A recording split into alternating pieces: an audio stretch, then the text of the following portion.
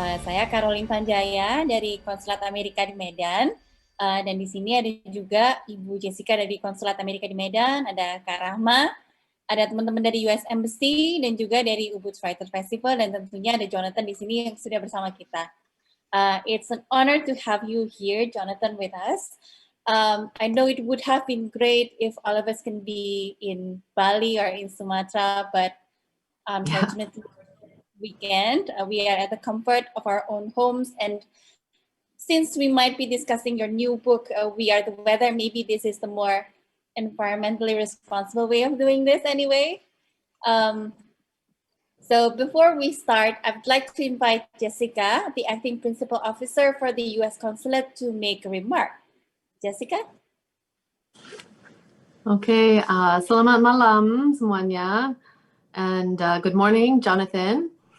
My name is Jessica Panchata, and I'm the acting consul for the US Consulate in Medan, which covers a district that includes all 10 provinces in Sumatra.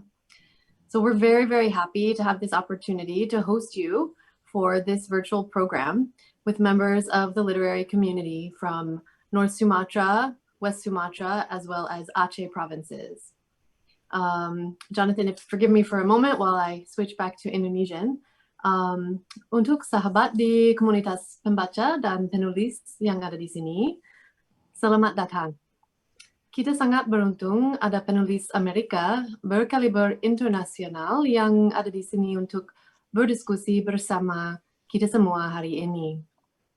Seperti biasa, sebelum memulai program seperti ini, kami ingin menekankan bahwa apa yang disampaikan pembicara di sini merupakan pandangan individu dan tidak mewakili kebijakan dari pemerintah Amerika Serikat.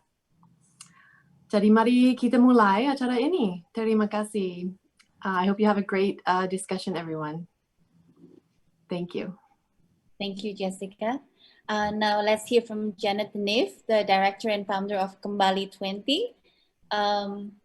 And for her to be able to introduce Jonathan.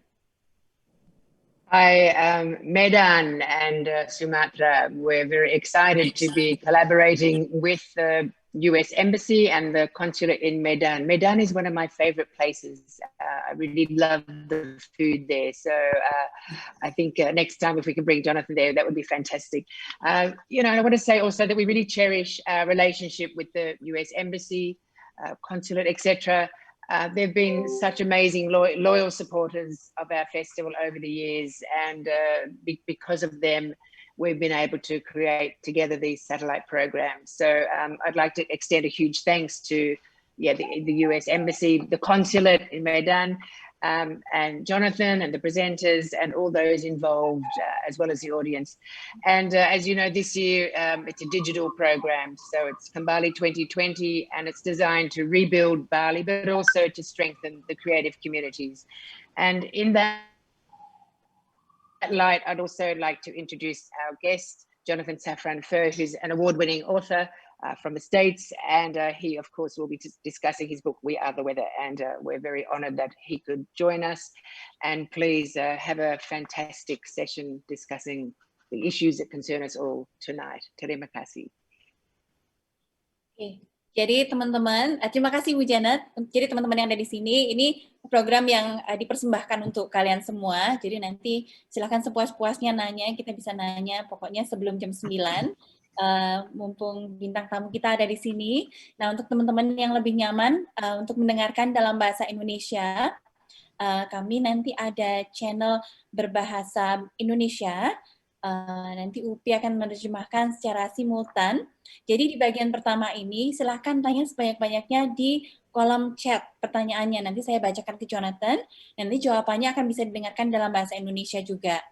Nah, nanti 15 menit sebelum kita tutup, nanti ada sesi lagi untuk kita bisa nanya langsung beberapa orang.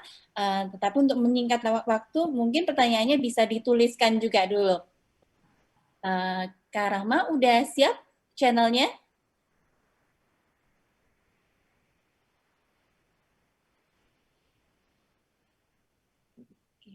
Jadi teman-teman itu bisa dilihat di laptop itu ada interpretation dan bisa dipilih bahasa Indonesia.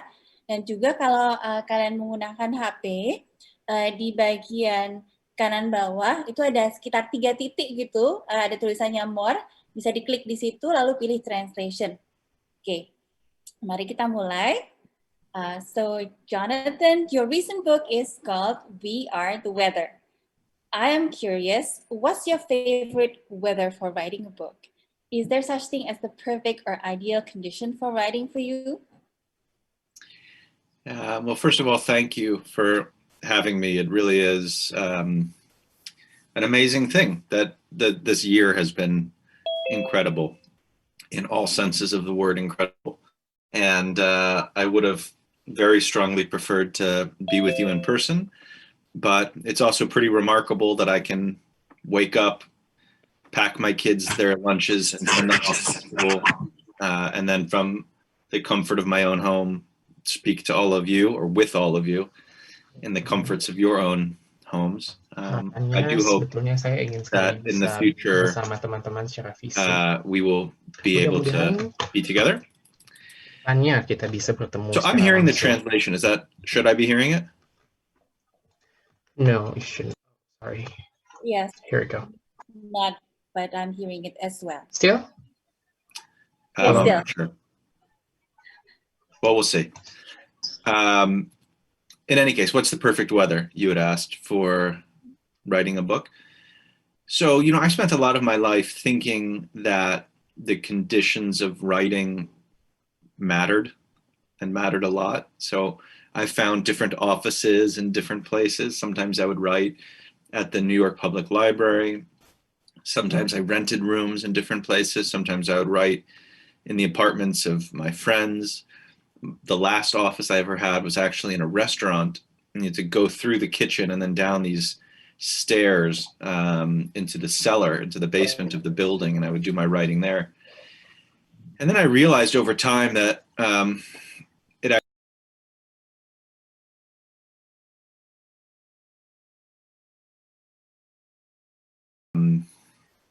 Buddhist thought, and the book's title is Wherever You Go, There You Are. And that's very much been my experience as a writer. I try to escape my own limitations by changing my environment, but it's always just me. So now I write at home, and in terms of weather, one thing that I have found is that bad weather tends to make it easier to work because there are fewer opportunities for distraction. On a beautiful day, I might want to go for a nice walk or go to the park or take my dog somewhere. When it's rainy, it really forces you not only inside, but I think maybe even inside of yourself. And I have found that it's easier to concentrate like that. So it's interesting that the imperfect weather is kind of easier to write, right? Mm-hmm. So you're obviously very productive, and you've been publishing books since you are in your 20s.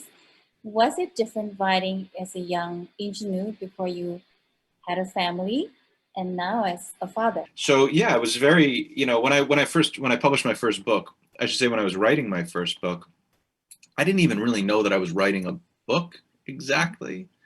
Of the writers that I know, they all seem to fall into one of two categories. Either they grew up and from a very, very young age always knew that they wanted to be writers. And most of them kept journals and diaries. Most of them would read voraciously, under the covers at night with a flashlight when they were supposed to be asleep. And then writers like me, who sort of came in through the back door. And I never had any great love of literature when I was a kid, or rather not any more than any other kid. And when I went to college, if somebody had asked me what are 10 possible professions that I could imagine myself having, I don't think writer would have been in the list of 10. So when I first started to publish, the whole thing felt surprising to me. It didn't feel like the conclusion of a process, it felt like almost an interruption in my life, a very, very happy interruption, but not one that I was intending, or expecting. And I wrote with absolutely no notion of any future audience. It just never occurred to me. It didn't matter to me. So then as I have had a career, I've become more and more aware of the fact that it's not only something that I do because it feels good to do, but it's my job. And it puts me inside of a community, both a literary community, but a larger community, you know, of New Yorkers, of Americans, of Earthlings. And I felt a different kinds of opportunity and responsibility because of that. Some of that has been good and motivated me to try to do things that I might not have tried to do otherwise, or to think of subjects I might not have devoted myself to in those ways.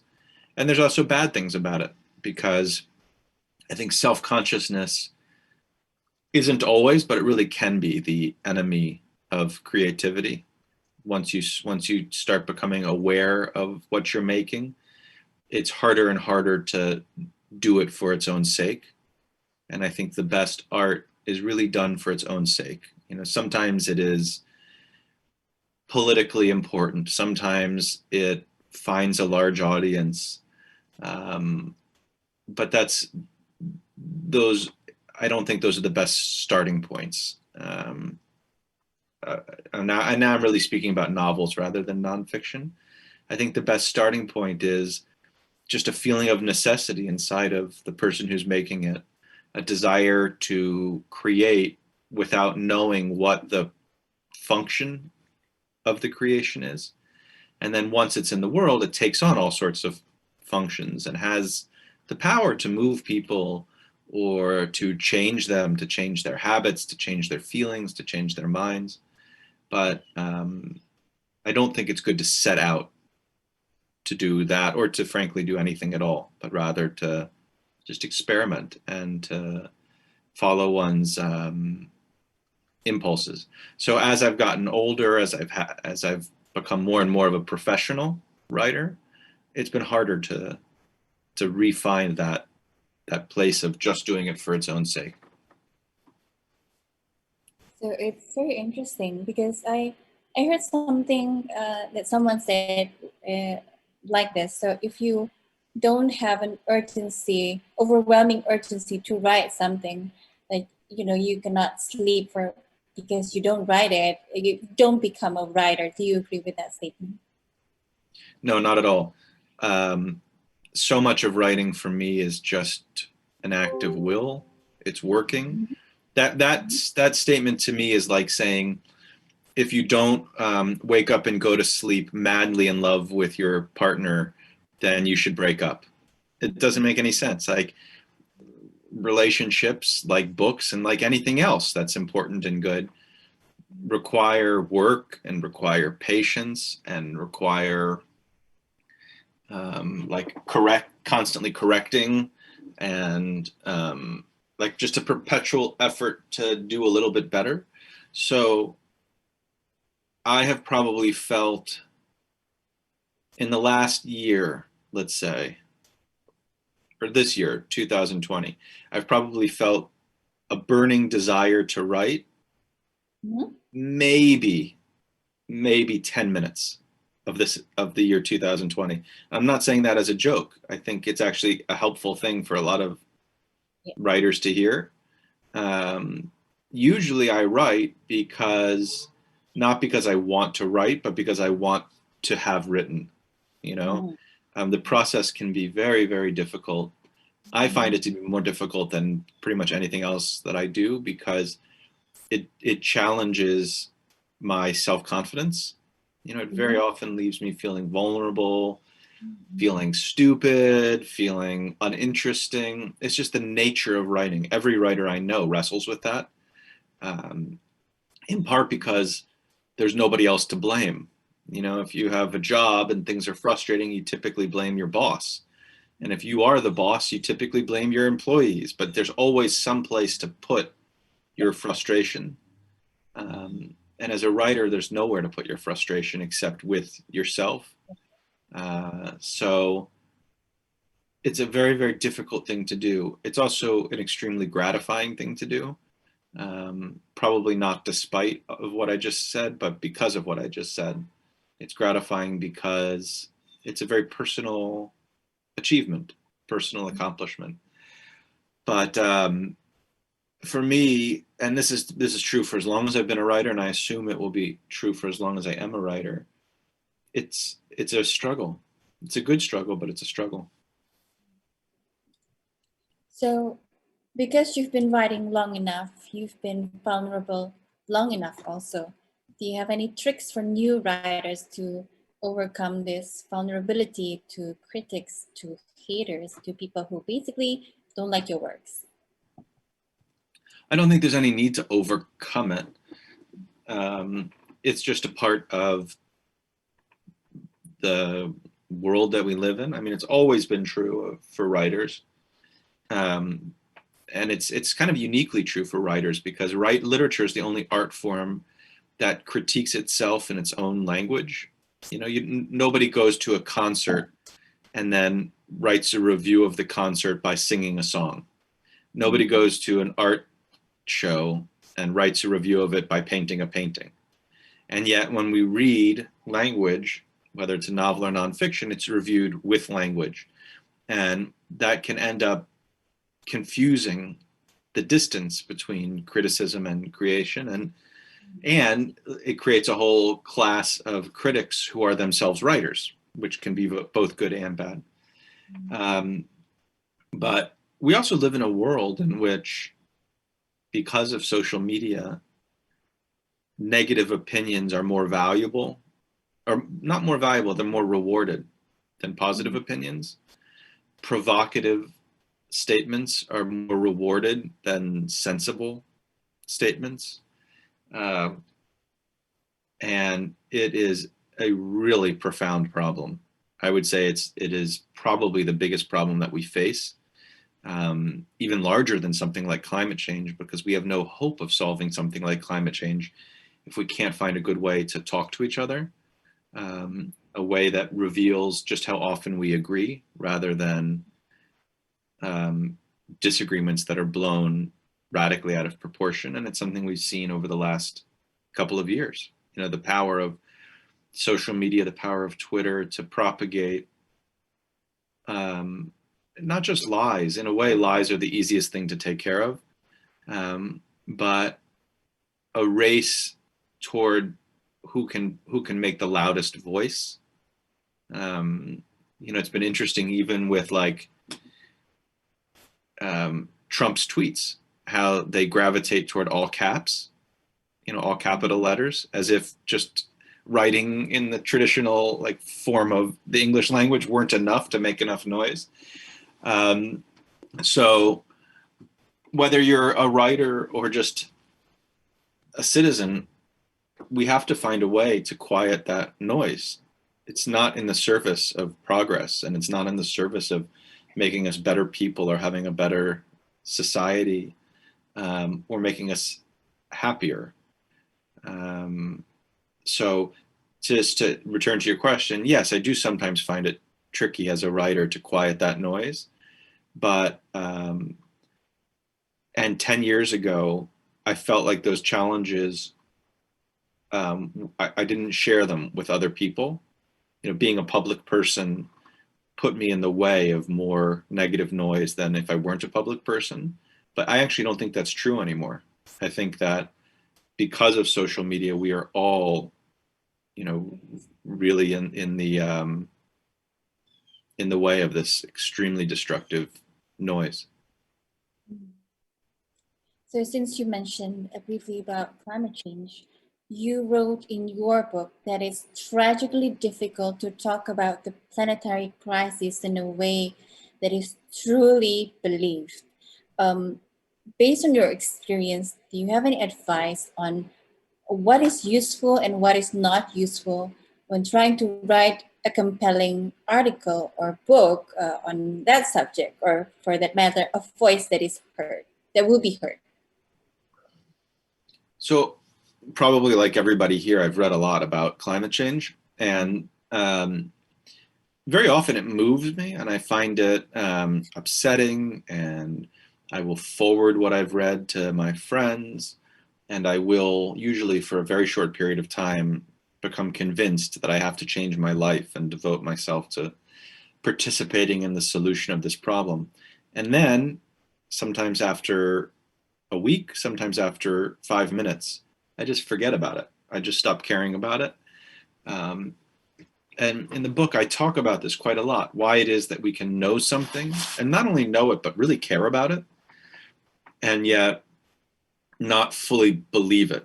You know, when I say believe, not in the sense of questioning if the scientists are telling the truth or not, but I mean believe it in the sense of taking to heart what the implications of those scientific truths are. So I feel pretty sure that everybody who's on this Zoom right now accepts the science of climate change. And yet, I don't know, of course, but my guess is none of us have completely rearranged our lives in response to those truths. And so how do we make sense of that? Like, if we believe what the scientists are telling us, which is that we have a finite amount of time to save the only planet that humans are ever going to be able to live on, that we will ever be at home on, that, you know, these finite and beautiful resources, natural resources, are being destroyed and will be permanently destroyed without any ability to heal them or recover them within our lifetimes. Why is it that we're not hysterical about it? Why aren't we putting down everything else that we could be doing in order to be a part of the solution? And even worse, why do we continue to do things that we know are contributing to the destruction? And I'm not pointing any fingers now.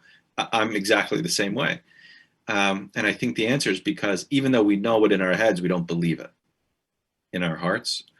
And so we need to find ways either to encourage belief, which I'm not sure we're capable of, or to overcome the problem of belief by creating new norms, you know, new behavioral norms. So an example that I often think about is with shoplifting. You know, if I go to a store and there's something that I like and want, I don't have to have a memory of the social contract. I don't have to have a philosophical debate with myself about the merits and demerits of stealing. I don't have to have some kind of very strong feeling in my heart about the person who owns the store and how I don't want to take money from him or her, because I just don't steal. There's not even a debate to be had. I don't have a conversation with myself. That's just who I am. And so we need to turn ourselves into people who just don't steal from the planet and who just don't steal from the future. And I think the best way to do that is to create a very concrete plan for oneself. So, for example, we all know that you even mentioned it in the introduction, that flying is bad for the environment, that flying entails a large carbon footprint. So normally I have said to myself for the past several years, I'm going to try to fly less because that feels like it's the right thing to do. That would be an expression of my values. That would be a reflection of what it is that I know in terms of the science of climate change. But then when it comes time to plan a vacation, I find a way to forget all of those things or to ignore them because, well, we don't get that many chances to travel together. And man, oh man, I would love to go to Sumatra. I've never been there before, and it feels like an ethical good. It's not only pleasurable, but it feels like an ethical good to see how other people live and to realize that your way of living is very narrow. You know, it's a very narrow slice of what's possible. And so I would end up flying. This year, I decided to make a plan for myself, and I said I'm not going to fly for any vacations. in 2020. I didn't realize how easy that would turn out to be.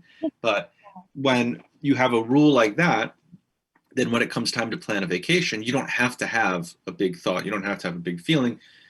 You say, oh yeah, I just don't do that. I just don't fly for vacations. And one can have plans like this across the aspects of life that are relevant. So like eating, if every time you are in a grocery store or every time you're looking at a menu in a restaurant, you have to have like a thought or a feeling about climate change, it's just very, very, very difficult. It's very difficult to make the kinds of decisions that we actually want to make, you know? If instead you have a plan and you say, oh, I am somebody who just doesn't eat meat at lunch. Let's say that's your plan. There are many different plans one could have, but let's say that's your plan, that you recognize the relationship between animal agriculture and global warming, which, by the way, is not anybody's opinion or argument, and it's not controversial, and it's not ambiguous. The IPCC, the UN, any climate scientist or climate organization that you ever hear from or read, all agree that animal agriculture is one of the biggest parts of pieces in this puzzle, one of the biggest problems, and that we have to eat less meat. We don't all have to become vegetarians, but we do have to pretty dramatically reduce our consumption of meat. So if in response to that scientific truth, I say, okay, here's what I can do. I am going to not eat it for lunch. Then when you're at the restaurant or when you're at the supermarket, you don't have to say, well, I ate it yesterday, so maybe I won't eat it today. But then again, I'm going to a friend's house. Those kinds of negotiations with oneself, they just don't end well. It's too difficult. But if instead you have a plan, you say, I eat it for dinner and I don't eat it for lunch, and that's who I am, then you can remove that internal debate, and it makes it so much easier to make the changes that you want to make. So we have incoming questions here. I'm going to try to group them so it's easier for you to answer them. So we have questions from Hardy. Basically, he read one of your fiction book, but it notices that you're writing We Are the Weather, and it seems like you changed between, from writing fiction to nonfiction. And are you going to stick with this genre? And he said that it seems like an invitation in your book to be a vegan, but how do you become a vegan in an environment that doesn't support a vegan lifestyle? And then there's a question from Lizzie. So she said that she is trying to do the first question, and then otherwise I know I won't be able to remember. So. Okay. There's an old saying or a joke maybe that once upon a time there was a person whose life was so good there's no story to tell about it.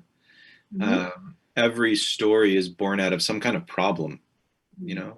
Something is wrong, something needs to be resolved. If you just think about every novel you've ever read in your life, every story you've ever read in your life, they all begin with a problem. So whether I'm writing fiction or nonfiction, my writing always begins with a problem, with something that I don't feel resolution or peace about. I don't feel at ease about. Sometimes I can really put my finger on what that problem is. In the case of We Are the Weather, the problem was I don't know what is the right way to be an individual in this moment of climate crisis. In the case of novels, I actually can't articulate what the problem is. I just feel it, and writing the book is not an effort to solve the problem, but an effort to share it, to put it into words. So I assume that I will always, for as long as I'm a writer, will start from the position of something being wrong, something that is not at peace inside of me. I never would have expected to write nonfiction, and my expectation, and in a way my hope, is that I will be primarily a novelist. But I also like, and it's important to me to be open to my own interior life, you know, and to be honest about it and to devote myself. I mean, I'm so lucky as a writer. All writers are lucky in this way. It doesn't actually matter if you are successful or not. It doesn't even matter if you're published or not. The ability to sit with your own interior life and to be honest about what's going on inside you and to devote time and space and energy to shaping that interior life in a way that it can be, you know, seen by you. And other people come later, but just being able to have something on a page and to look at it and to know that it's a reflection of, or of just a manifestation of who you are. One of the interesting things about writing is how it's not only a record of who you are, it creates who you are. I remember when I wrote my first book, the first time I ever printed my first book, you know, just at a printer at home. Everybody, it's kind of a funny thing to think about, but every writer has a first time when they first see the pages coming off. And it was very surprising and moving to me to see it was 300 pages, let's say. And I remember thinking, wow, what would have happened to all of that if I hadn't written a book? Like, what would have happened to all of the images and jokes and the story and the characters, the ideas, the feelings? What would? And the obvious response is, well, they just would have disappeared. You know, they wouldn't have been saved. But the truth is, they never would have existed in the first place. You know, I did not have, it's not as simple as saying I had all of that inside of me and then I wrote it down and then it was outside of me. The process of writing also creates what's inside of you. When you give room for thoughts and feelings in that way, you're not only recording them, but you're creating thoughts and feelings that you wouldn't otherwise have had. And I think it's a reason why, you know, I don't know if the world needs more books per se. It probably does, but it definitely could use more writers, you know, more people who listen to what's going on inside of themselves and who work to create more interior life. So for the next question, we have two questions related to being vegan. So the first is how to be vegan in a non-vegan friendly environment. And the second is, what's the standard? Because there are so many of the businesses that claims to be vegan friendly, but for example, almond milk, it exploits bees ecosystem. To what extent we can set our moral standard?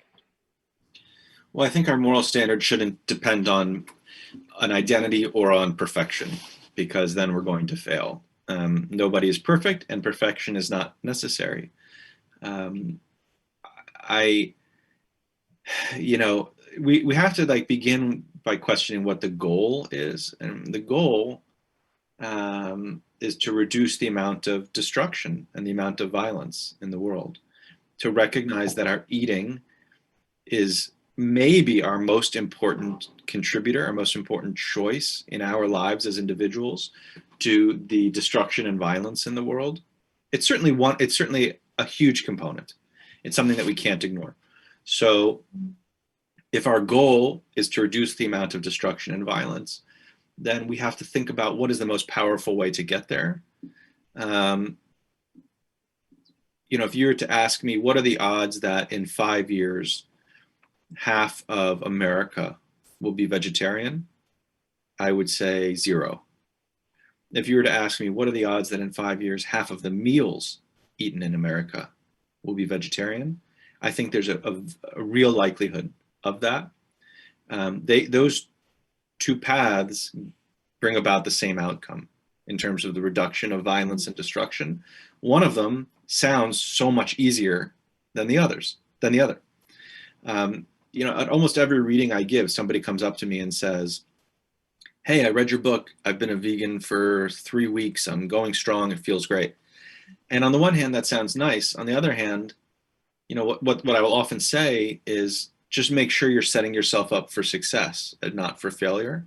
If you're a vegetarian for 3 weeks, so that's about 60 meals, let's say, and then on the 61st meal, you eat an animal product, then, which by the way, almost everybody does, because it's a hard change to make, you know, and most of us live inside of cultures that make it difficult.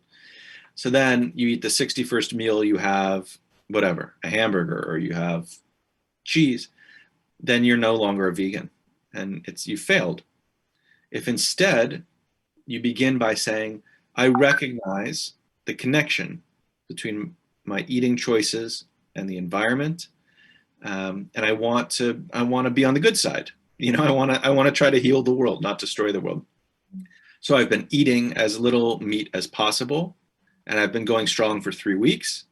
Then on the 61st meal, let's say that person eats a hamburger or cheese or whatever, then that person has been successful 60 out of 61 times, which sounds like a tremendous success. So I would discourage people from thinking about this in terms of identity, or thinking about it in terms of identifiers, you know, labels. I'm a vegan, I'm a vegetarian, I'm a pescatarian. I think those run the risk of setting us up for failure. And they definitely, a lot of people don't feel like they have access to that. The great majority of people want to be involved. They want to contribute. They want to do the right thing, and don't want or feel that it's impossible to become vegetarian or vegan. So we need to open up a space for those people to contribute. And I think those binary terms, like you are a vegan or you're not a vegan, you're a vegetarian or you're not a vegetarian, or even, you know, I think it's a beautiful thing to like really investigate our choices and to say, is almond milk technically vegan or not? I think there's something beautiful in that kind of vigilance, but what we don't want to do is miss the forest for the trees, as we say in English. We have a profound problem in front of us. There literally could not be a larger problem. It is a problem that is literally at the scale of life itself. And we need to work to solve that problem as powerfully and as efficiently as we can. And we need to bring in as many people as we can into the solution. And so we need to create space for them. And we need to make sure that people don't feel hypocritical, you know, by taking a brave first step, even if it's not like perfectly consistent. We need to make sure people don't feel shamed or judged, but rather that efforts are respected and applauded. So, you know, for people, there are individuals out there, obviously a couple of them right now, who are able and who desire to go all the way, as it were. Most people don't desire that and aren't able to do that. So, you know, we need to, I think, change the way that we talk about this a little bit, away from identities and toward these small daily choices, which are possible.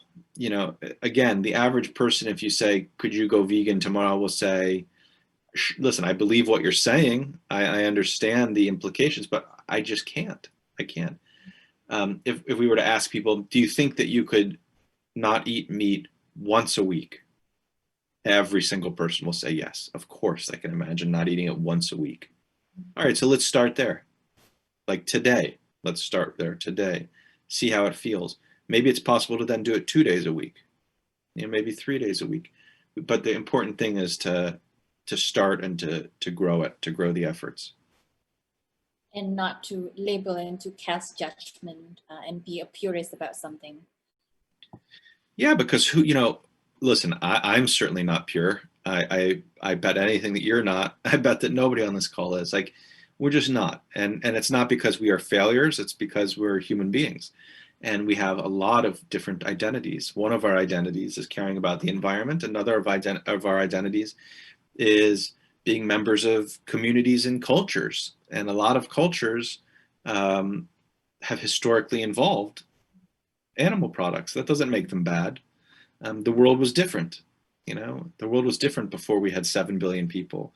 The world was different before we had exhausted the planet's resources. The world was different before we know what we now know. So we need to alter our habits to reflect the world that we live in and what we know. It doesn't mean we need to dispose of our culture. We don't need to dispose of our personal histories. But we do need to live with a kind of moderation that is in keeping with science.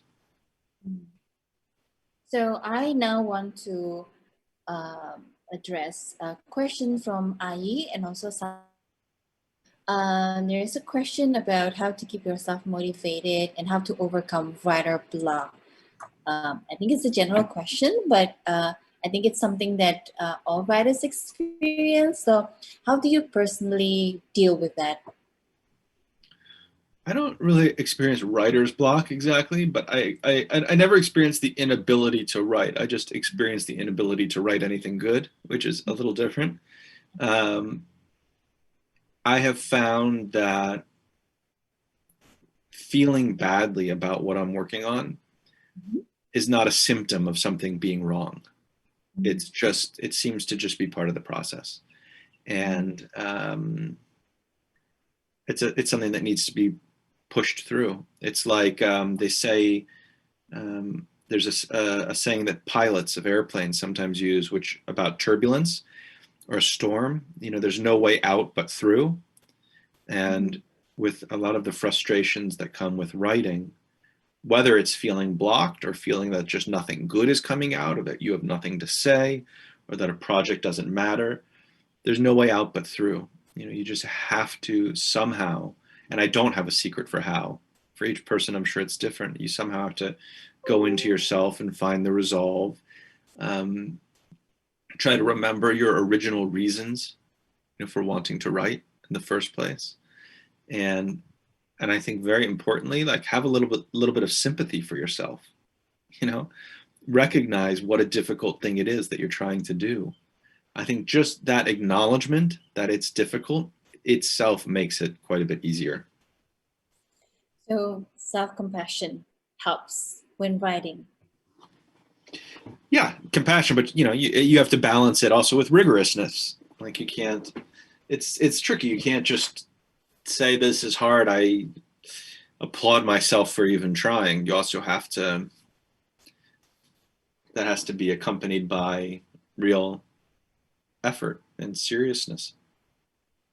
Okay. So because I promised that we would invite the participants to ask questions, I would like to give the first question to Bang Ai. Bang Ai, maybe you can unmute and ask your last question to Jonathan.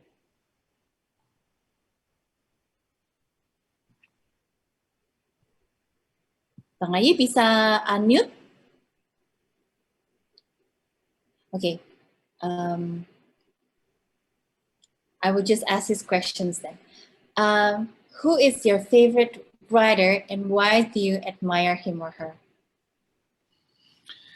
You know, I don't know that I have a favorite writer.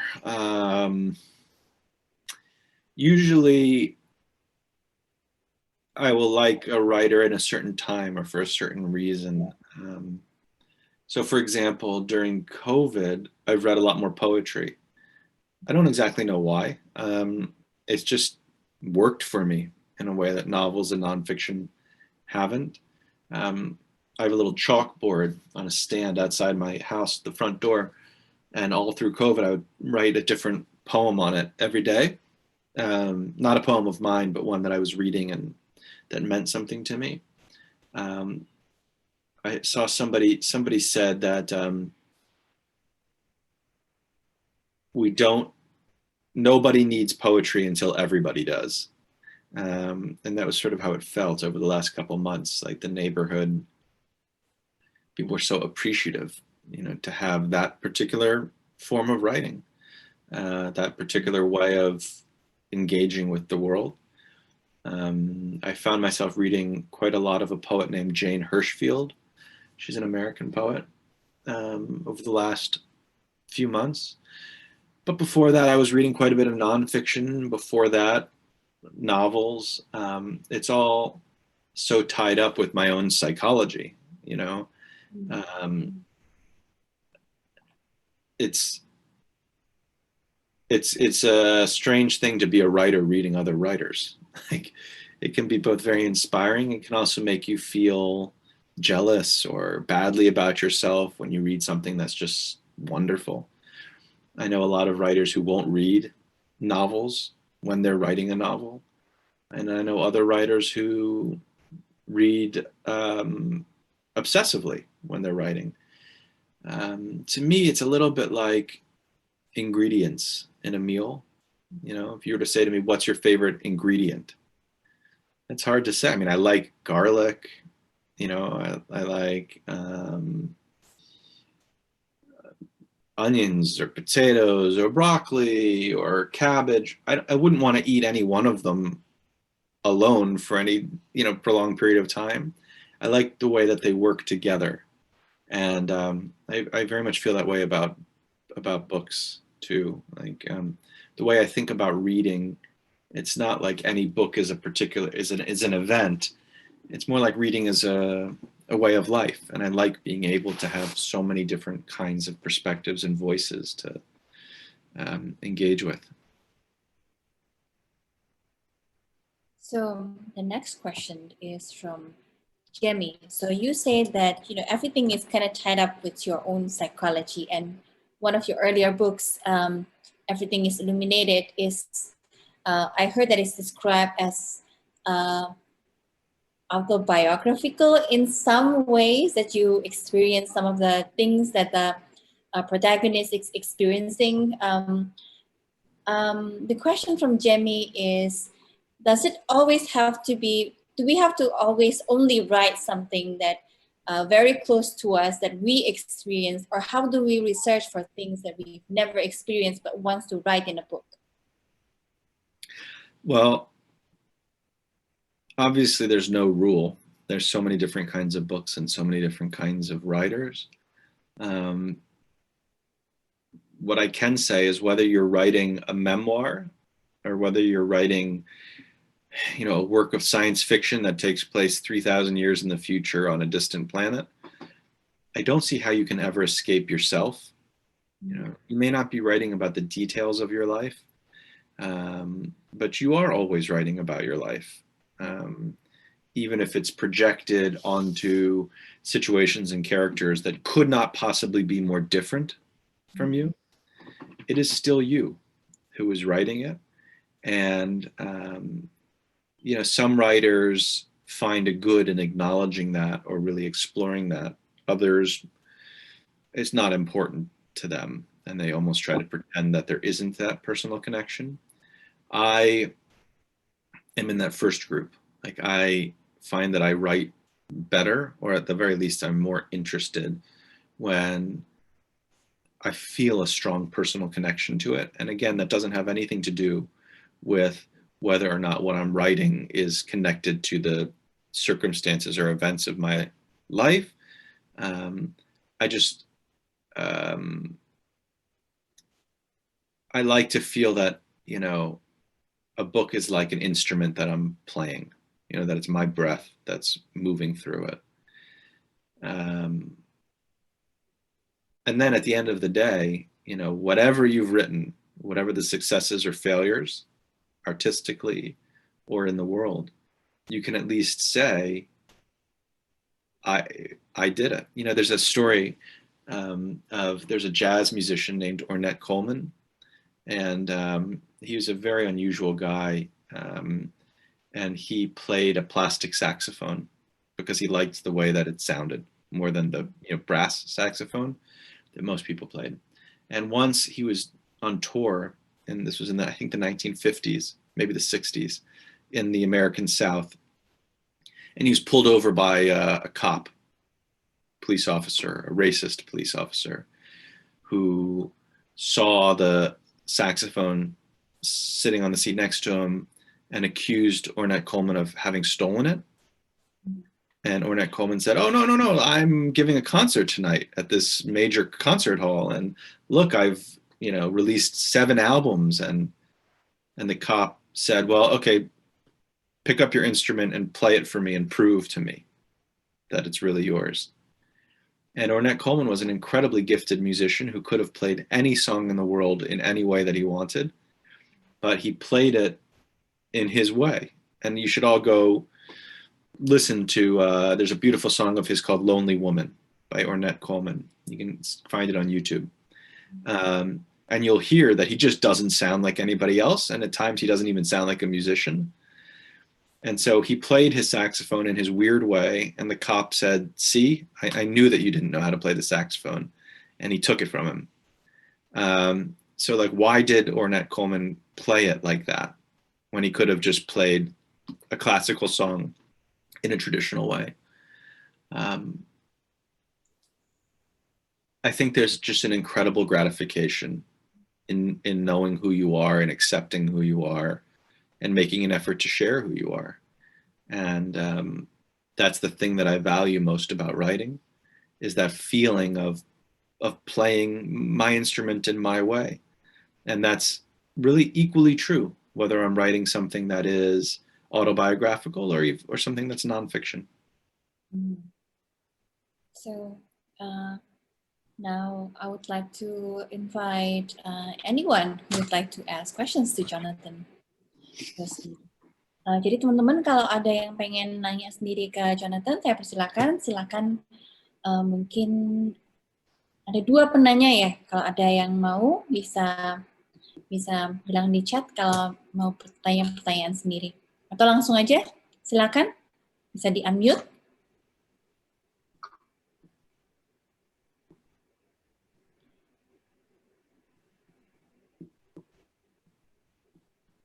Oke. Bang Ayi, silakan. Okay. May I? Mas, silakan. Yeah, I try in English, yeah. So I'm from Pekanbaru, Riau.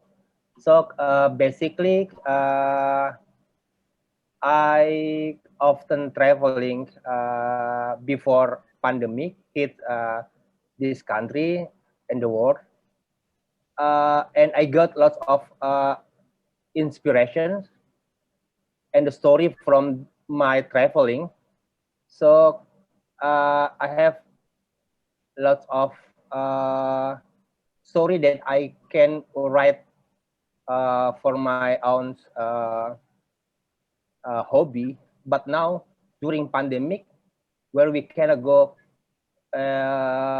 traveling, so I think I lost my personal experience. So how my question is, do you have any idea how to write something that you less experience, personal experience to write?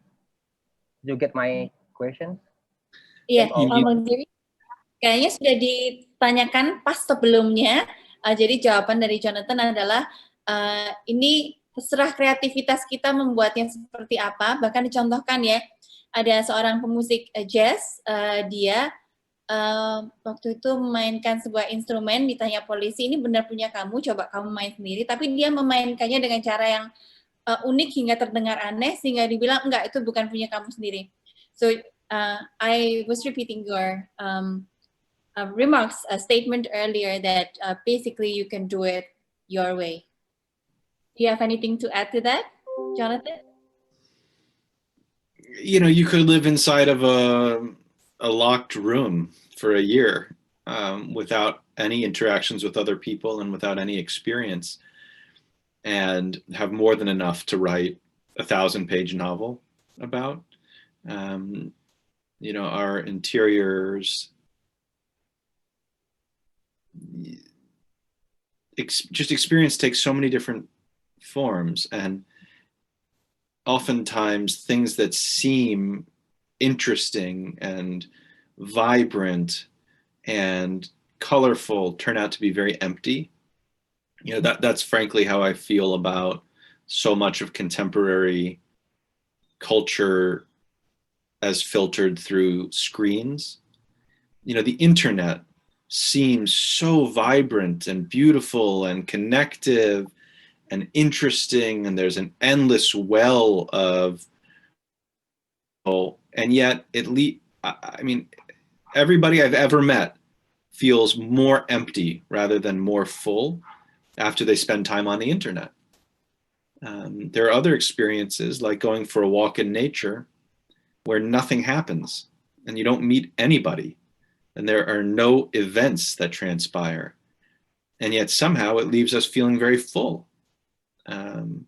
So I think that it's a mistake to equate what seems to be happening around you with the volume of, you know, what you have to say inside of you. And the best way to, you know, you should just explore it. Sit down and with a blank page and see where it is that your mind and your heart want to go. Jadi saya terjemahkan untuk Mas Jamie. Jadi kita bisa mengalami suatu kejadian eksternal yang sangat menarik seperti yang kita lihat di internet, tapi seringkali ada kekosongan pengalaman internal. Tapi sebaliknya mungkin kita bisa jalan-jalan di hutan, tidak ada yang banyak yang terjadi, tetapi kita bisa membuat sebuah mengalami kekayaan personal di mana kita bisa menulisnya. Oke, saya persilakan mungkin Mas Hardi. Ada pertanyaan nggak Mas Hardi yang belum dijawab?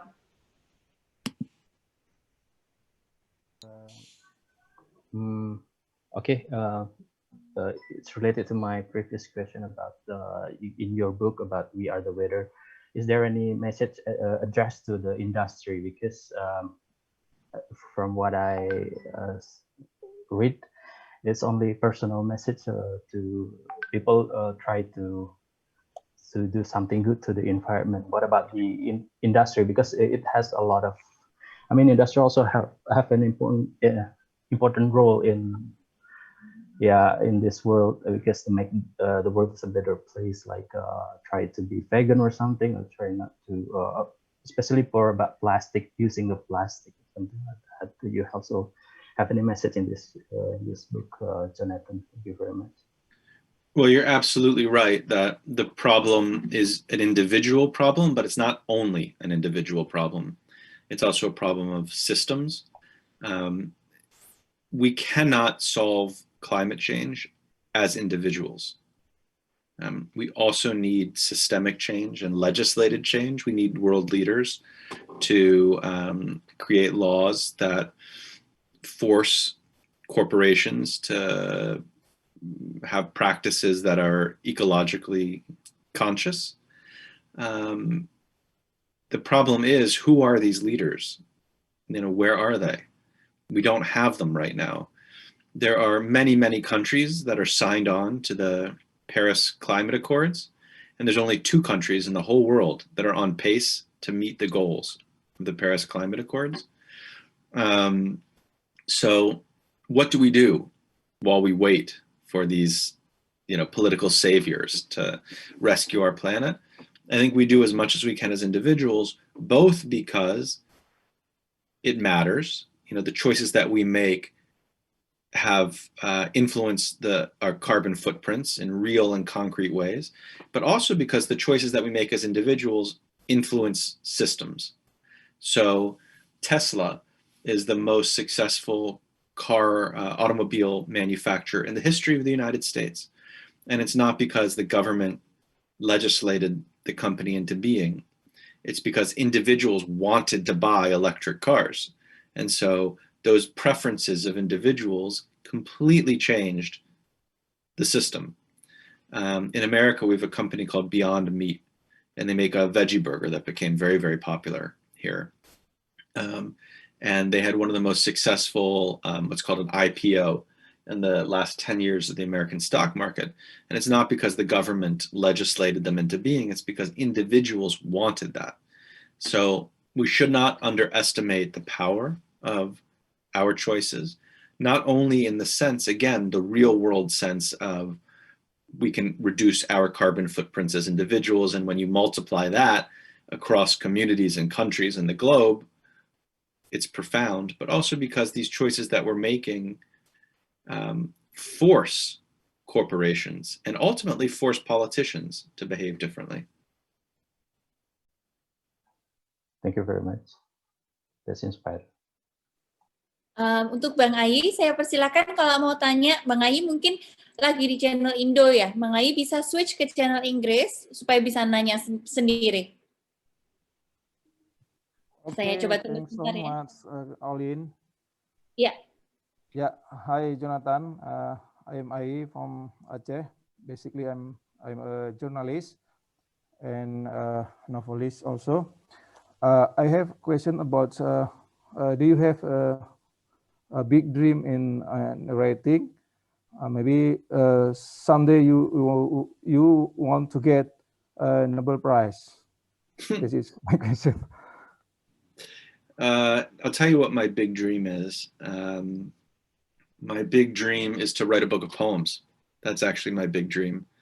That's the thing that would make me feel most proud and most excited. And it's something that I've worked on with absolutely no success at all for years. I can't even finish one poem, much less a book of poems. I find it to be both the most, to me, the most special creation that anybody could make, a poem. And I find it, for me, the most difficult thing that I've ever tried to do. So if you were to ask me, you know, what is your dream, your ambition, your goal, the thing that would make you feel the most satisfaction, it's not any kind of award and it's not any kind of professional success, which, by the way, I would love those things too. I'm not pretending that I'm any better than I am. But I know in my heart, if I could one day hold a book of poems that I wrote, that to me would be the ultimate. So, okay, I got a reminder for Gustra that we only have maybe 4-5 minutes, but just a follow-up question from Rahma. Why? She's very interested to know why it's challenging for you to write poems. You wrote fiction, you wrote non-fiction. Why poem is any different? Because it's totally different. You know, it's saying like to a basketball player, why aren't you a good soccer player? You know, you're an athlete. Shouldn't you be good at all sports? Well, no, soccer is very, very different than, or football, I guess you would say, is very different than basketball. So I find that the distance between novels and nonfiction is significant, but it's not like completely different languages. Poetry to me is a completely different language. And, you know, maybe some people, look, there are plenty of novelists who also write poems and they're very successful. But I find it, I haven't been able to crack the nut. Okay, so with that, we'd like to thank you very much for your time. Dan untuk teman-teman yang ada di Sumatera, terima kasih banyak sudah bergabung. Diskusi ini, terima kasih sekali untuk bisa bergabung. Sorry. Terima kasih untuk Book Riser Festival yang sudah memfasilitasi diskusi ini. For Jonathan, we look very much to host you in person maybe next time. And your fresh Sumatran coffee in person, and we're looking forward to read your next book, maybe your poetry book. Well, listen, if you invite me and if it's safe, I promise you I will be there. I could not be more excited to come visit all of you. So that's it. Goodbye, everyone. Have a nice evening. Have a nice day for you, Jonathan. All right. Thank you. Take care.